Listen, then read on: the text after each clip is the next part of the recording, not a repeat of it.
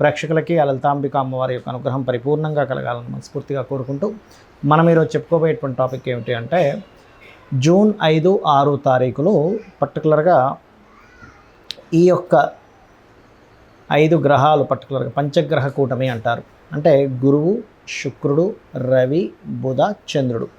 చంద్రుడు ఆ 5, 6 తారీఖులు వృషభంలో ఉన్నందుకు 5 గ్రహాలు అవుతున్నాయి. దాని తర్వాత 7వ తేదీ నుంచి చంద్రుడు ఎప్పుడైతే జరిగిపోతాడో 4 గ్రహాలు ఉంటాయి. అవి కొద్ది కాలం ఒక 10-12 రోజుల్లో మళ్ళీ అవి కూడా డిస్పస్ అంటే ఎక్కడికక్కడ అట్లా విడిపోవడం జరుగుతూ ఉంటుంది. 15వ తేదీకి రవి మారిపోవడము అలా మారడం అనేది జరుగుతుంది. అయితే ఈ పంచగ్రహ కూటమి జరగడం ఒక ఎత్తు అయితే కుజుడు తన ఓన్ హౌస్లోని, శని తన ఓన్ హౌస్లో ఉంటున్నారు. అయితే చాలామంది ఏంటంటే ఈ పంచగ్రహ కూటమి వల్ల ఏదో విపత్తు రాబోతుంది, పంచగ్రహ కూటమి వల్ల ఏదో జరుగుతుందేమో, 12 రాసుల వారికి అలా అవుతుంది ఇలా అవుతుంది అనుకుంటున్నారు. కానీ నేను చెప్పేది ఒకటే, ఇది పంచగ్రహ కూటమి వల్ల కాదు.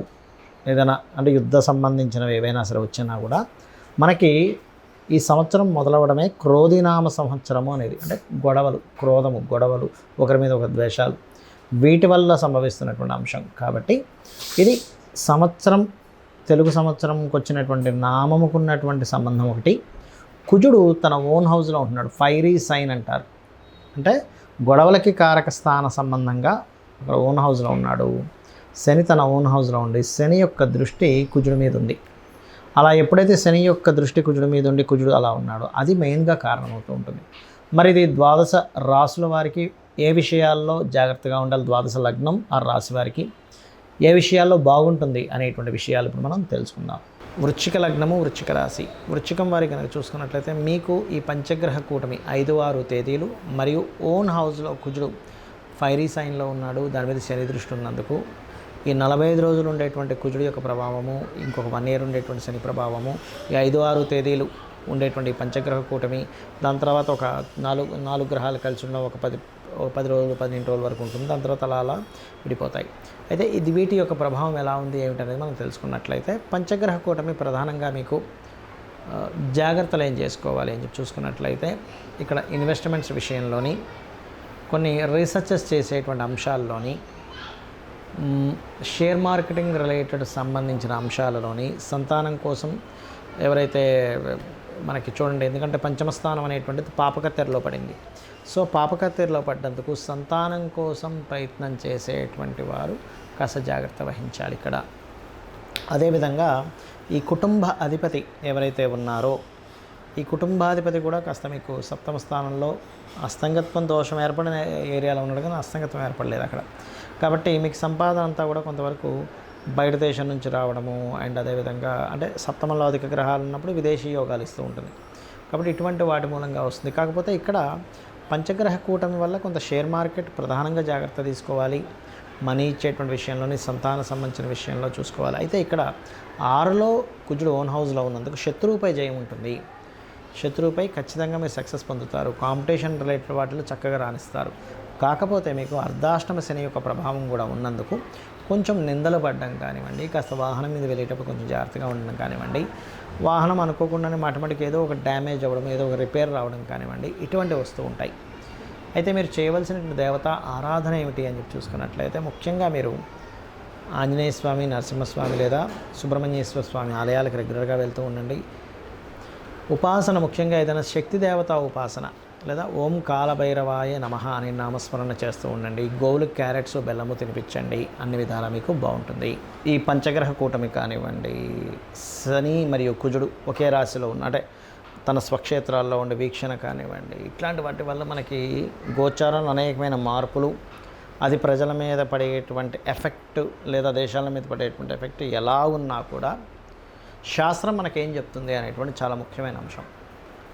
మనము గనక అమ్మవారిని నమ్ముకొని ఉన్నట్లయితే చంటి పిల్లవాడు తల్లి యొక్క ఒళ్ళో ఉన్నప్పుడు తల్లే పూర్తిగా ఎలా అయితే తను చూసుకుంటుందో యాజ్ ఇట్ ఈజ్ అదే విధంగా అమ్మవారు కూడా మనల్ని చూసుకుంటుంది. దానికి మనం ఏమీ కంగారు పడక్కర్లేదు. చిన్నపిల్లడు చూడండి, నాకు అమ్మ డ్రెస్ మారుస్తుందా లేదానో, ఈ టైంకి నాకు పాలు పెడుతుందా లేదా, లేకపోతే అన్నం తినిపిస్తుందా లేదా అని ఆలోచించాల్సిన పని లేదు. తల్లి సెల్ఫ్గా చూసుకుంటుంది. నిద్రపోతూ కూడా చిన్న శబ్దమైనా గబుక్కుని నిద్రలేస్తుంది.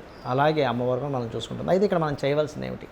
ఎందుకంటే చాలామంది ఏమనండి, ఈ పంచగ్రహ కూటమి వల్ల ఇలా అవుతుందేమో, పలానా ఇదైపోతుందేమో, నా జీవితం ఏమైపోతుందేమో చాలామంది నాకు మెసేజ్లు చేస్తున్నారు. నేను చెప్పేది ఒకటే, మీకు గనక ఎక్కువగా ప్రాబ్లమ్స్ ఉన్నాయి, మీరు ప్రాణాయామం చేస్తూ ఇలా లలిత సహస్రనామాస్ ప్లే చేసుకొని ఫస్ట్ కుడి నోస్ట్రల్ మూసి ఎడమ దాంతో లాక్కోవాలి.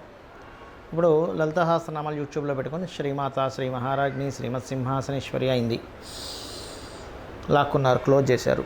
చిదగ్నికుండ సంభూత దేవకార్య సముద్యత అయిపోయింది. దాని తర్వాత వదులుతున్నారు మళ్ళీ.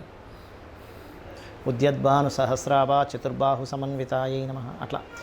అలా ఎప్పుడైతే తీసుకోవడం ఈ ప్రాణాయామం చేస్తారో, ఎవరైతే రెగ్యులర్గా లలితా సహస్రనామాలతో ప్రాణాయామం చేస్తారో వాళ్ళకి పొరపాటున కూడా గ్రహాల యొక్క ప్రభావం ఉండదు. దానివల్ల ఏమిటి, సర్పదోషాలు ఉన్నాయనో, లేకపోతే కాలసర్పదోషం ఉందనో, కాలసర్పదోషమే నిజంగా చెప్పాలంటే కాలానికి సంబంధం ఉంటుంది. కాలానికి, దేశానికి జరగబోయే విపత్తులకు సంబంధం, జన్మజాతకానికి సంబంధం లేదు. అదేవిధంగా సర్పదోషాలు ఉన్నాయనో, ఏలినాటి శని నడుస్తుందనా, అర్ధాష్టమ శని నడుస్తుందనా, లేకపోతే కంబస్ట్ యొక్క గ్రహాల సంబంధం ఉందనా, లేకపోతే బ్లాకుడు భాగ్య చక్ర అంటారు, అంటే భాగ్యం ఉంది కానీ అది ముందుకు రావట్లేదు అనుకునేటువంటివి ఏవైతే ఉంటాయో వీటన్నిటి విషయాల్లోని మీరు బయటపడతారు, గుర్తుపెట్టుకోండి. అయితే ఇందులో కొంతమందికి ఉద్యోగాలు ఉండవు. ఏమండి ఇవన్నీ కాదు, నాకు అసలు జాబ్ లేదు. నేను చెప్పేది ఒకటే, ఓం మాణిక్య మకుటాకార జానద్వయ విరాజితాయ నమః. ఇది ఎక్కువగా చేసుకోండి, జాబ్ మీకు ఖచ్చితంగా ఉంటుంది. అందరికంటే అంటే ఎక్కువ సమస్యలు ప్రపంచంలో జరుగుతున్నవి ఏమిటంటే అప్పులు, ఖర్చులేమో పెరిగిపోతూ ఉన్నాయి. ఒక పక్కేమో మనకి ఖర్చులు ఆగలేని పరిస్థితి, అప్పు చేసి మనం ఆ ఖర్చు చేయాల్సి వస్తుంది, కుటుంబం కోసమనో, సెల్ఫ్, రకరకాల ఒక లోన్ తీసుకోవడం. మనం ఈ అప్పులు తగ్గాలి అంటే మనకి శాలరీస్ పెరగాలి, లేదా మన ఆదాయం పెరగాలి. అందుకని మీరు ఏం చేస్తారంటే ఓం అపర్ణాయై నమః భక్తి శ్రద్ధలతో మీరేంటంటే ఒక అమ్మవారిని పిలుస్తున్నారు. అపర్ణ అనేటువంటి నామం అమ్మవారి నామాల్లో. అలా పిలుస్తున్నప్పుడు ఆ నామంతో పిలిచేటప్పుడు అక్కడి నుంచి వచ్చే పరిస్థితి అలా ఉంటుంది. అంటే ఎలా అంటే చూడండి, మీరు ఒక వ్యక్తిని అతని యొక్క టాలెంట్తో పిలుస్తున్నారనుకోండి, వెరీ హ్యాపీ. అలా కాకుండా అతనిలో ఉండేటువంటి ఒక లోపంతో పిలుస్తున్నారనుకోండి, అతను ఎట్లా అయితే అంటే మన మీద చూపించే రియాక్షన్ ఎలా ఉంటుందంటే, అవతల వాళ్ళు ఏదో సంథింగ్ అతనిలో ఏదో లోపం ఉంది, రియాక్షన్ వేరుగా ఉంటుంది. అతన్ని కీర్తిస్తూ ఒక మాట చెప్పారు, రియాక్షన్ వేరుగా ఉంటుంది. అలాగే ఈ విశ్వం మొత్తం నిండి ఉన్నటువంటి అమ్మవారి నామాలన్నీ కూడా అమ్మవారి యొక్క శక్తిని ఆవిష్కరించేది, అమ్మవారి గురించి తెలిపేది. కాబట్టి అమ్మవారి యొక్క సహస్రనామాల్లో లలితా సహస్రనామాలు అంటారు. అందుకే సహస్ర రహస్యనామాలు. ఎందుకు రహస్యనామాలు అంటే అవి అపౌరుషములు, ఎవరో రచించినటువంటివి కాదు. ఒకటే గుర్తుపెట్టుకోండి, అవి వసిన్యాది వాగ్దేవతలు అమ్మవారిలో నుంచి తెల్లటి కిరణాలుగా బయటికి వచ్చినప్పుడు ఆ యొక్క నిండు సభలో చెప్పినటువంటివి. కాబట్టి ఓం అపర్ణాయ నమః అప్పులు తీరుస్తుంది. అదేవిధంగా ఓం సంపత్కరీ సమారూఢ సింధురవ్రజ సేవితాయ నమః చేస్తూ ఉన్నాడు. అంటే ఈ ప్లానటరీ పొజిషన్స్ వల్ల మరి కొంతమంది ఏమండి ఇప్పుడు విదేశాలకు వెళ్ళొచ్చా వెళ్ళకూడదా అని కూడా అడుగుతూ ఉన్నారు. నేను చెప్పేది ఒకటే, మీ యొక్క జన్మజాతకంలో కనుక 12వ స్థానం బాగా పాడైంది, ఇప్పుడు గోచారంలో కూడా 12వ స్థానం పాడయ్యే దశలు నడుస్తున్నాయి, అప్పుడు మాత్రం విదేశాలకు వెళ్ళడం వల్ల ఇబ్బంది ఉంటుంది.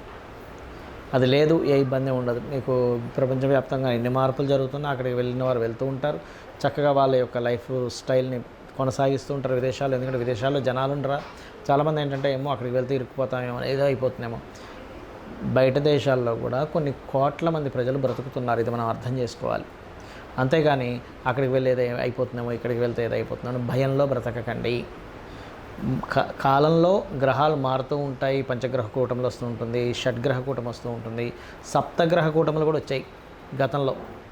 అలా వచ్చిన ప్రతిసారి ఏదో విపత్తు జరగాలని రూల్ లేదు.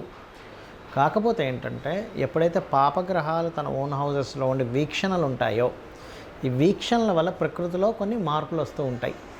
ప్రకృతిలో కొంత ఈ క్రోధినామ సంవత్సరం వల్ల కొంత గొడవలు అవి జరగడం కానీ ఇట్లాంటివి కాస్త పెరుగుతూ ఉంటాయి. అదిగాక మనకి ఎలక్షన్స్ అయిపోయిన తర్వాత వచ్చేటువంటి కాంబినేషన్స్ ఇవన్నీ కూడా. మరొకటి ఏంటంటే ఓన్ హౌస్లోకి కుజుడు కూడా ఓన్ హౌస్లో ఫైరీ సైన్లో ఉన్నాడు. ఫైరీ సైన్లో ఉన్నటువంటి ప్రభావం వల్ల ఇట్లా జరుగుతుంది.